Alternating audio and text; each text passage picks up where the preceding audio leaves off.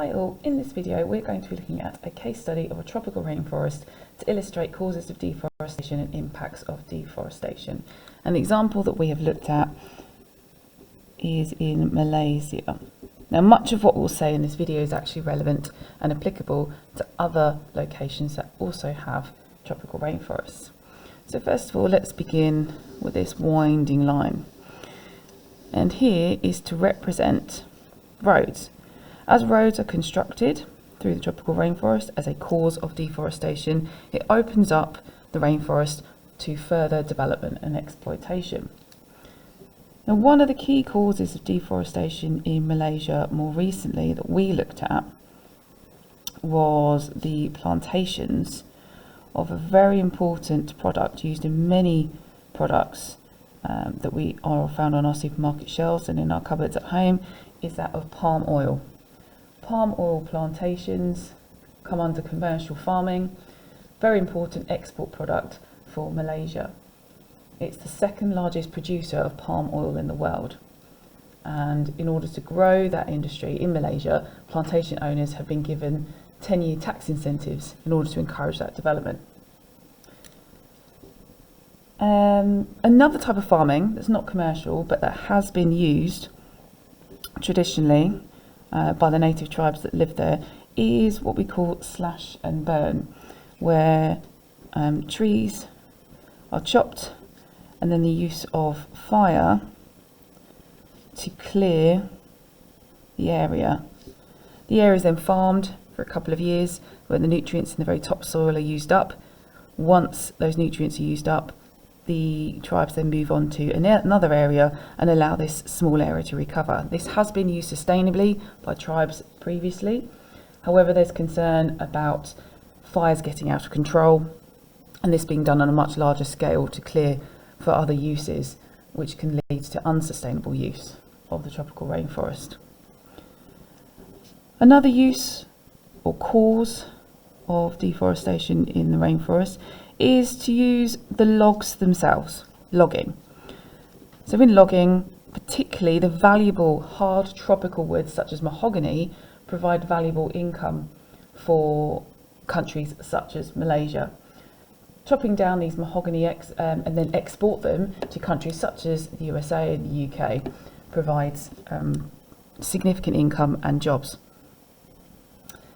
This has more recently been replaced in many areas of Malaysia with selective logging, so only the most valuable trees are taken instead of mass or clear felling, which is arguably much more sustainable as only those trees that are fully mature are removed. Another cause of deforestation in our tropical rainforest is that of mining or mineral extraction. In the Malaysian peninsula, bauxite has been mined for a number of years, and this is a really important mineral in the production of aluminium. So it has been key for Malaysia's exports. This has increased since 2019 following a ban that happened for exports. So since 2019, that's a significant income for Malaysia. And then lastly, we have this move towards renewable energy. Tropical rainforest, lots of rain, provides a lot of water and opportunities up in the hills, the steep slopes, for damming the rivers and creating hydroelectric power. Great for enabling economic development in Malaysia. The Bakun Dam opened in 2011 and a series of further dams are also due to be developed in the upcoming years. Unfortunately, that has also led to flooding of the land behind. 700 kilometres squared behind the Bakun Dam specifically has been lost. So these are all your causes of deforestation. Beneath our road, let's look at some of the consequences or impacts of deforestation. Let's begin with economic. Why is this being carried out in the first place? It is for economic development and economic growth. Approximately, all the economic activities combined provide around 100 billion, according to the last research I did, for Malaysia, that income. So that income can then be invested by the government in areas across the country in services. Can you tell what this is yet?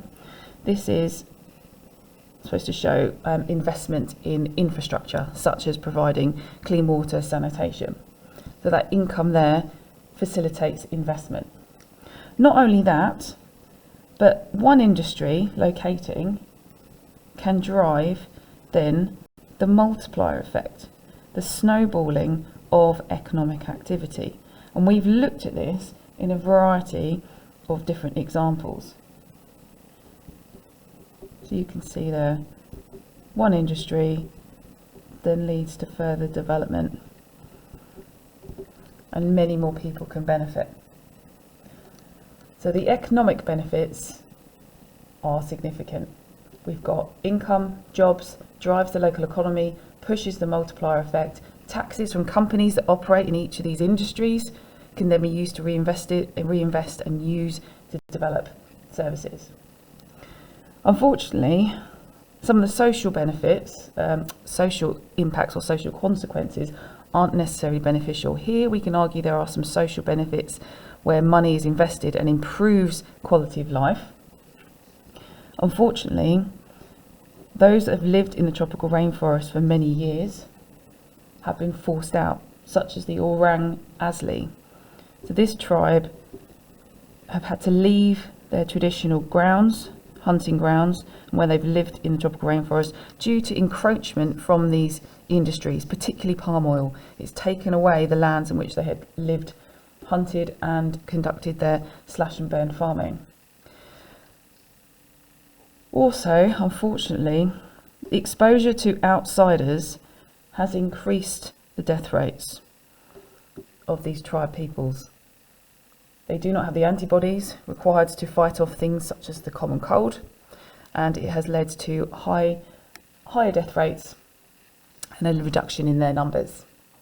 So socially, arguably quite negative. Moving on to the environment. Now we can look at this on a global and a local scale. Globally, if we're removing trees, we are reducing that carbon sink. If we're burning those trees as well, we're then releasing CO2 into the atmosphere, which, as we know, increases global warming, the enhanced greenhouse effect. That's a global scale example. This is then leading to increased global temperatures. On a local scale, what we're seeing is this idea of leaching.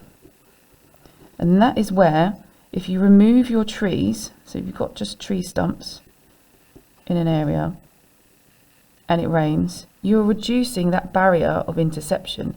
And as a result, any nutrients that are in the soil are washed away. So you're losing those nutrients, and therefore your trees or plants cannot grow again. So I've just got a couple of little tree stumps to show that, and then the nutrients being washed away. And lastly, for this one, reduction in biodiversity. Species such as the orangutan, and do I try and draw an orangutan? It would probably be quite...